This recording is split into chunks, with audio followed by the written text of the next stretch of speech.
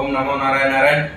ఈరోజు మనకు అయోధ్య నుంచి ఏదైతే కాలినడకన పాదుకులు మనకు తెలంగాణ మీద నుంచి ఆంధ్రప్రదేశ్కు చేరుకున్నాయో వాటిని మొదటగా పల్నాడు జిల్లాలో కోటి రామజప యజ్ఞం ద్వారా మొదటగా ఇక్కడ ఉత్సవం జరపడం జరుగుతుంది.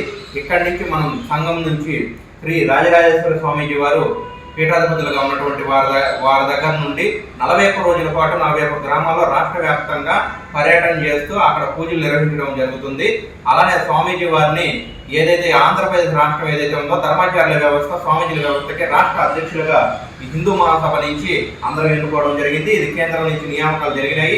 అలానే ఇక ఏదైతే గ్రామాలు ఉన్నాయో, మండలాలు ఉన్నాయో, జిల్లాలు ఉన్నాయో అక్కడ ఉన్నటువంటి మన భక్తులు ఎవరైతే ఉన్నారో, ఆ రాముని యొక్క భక్తులు ఎవరైతే ఉన్నారో వారి గ్రామాల్లో ఏదైతే ఈ పాదుకలను తిప్పాలని అనుకుంటున్నారో వారు ముందుగా తెలియజేస్తే ఆ విధంగా కార్యాచరణ ముందుకు తీసుకెళ్తూ రాముని యొక్క ఆశీర్వచనాలు మీ అందరి మీద ఉండాలని తెలియజేస్తూ కోరుకుంటూ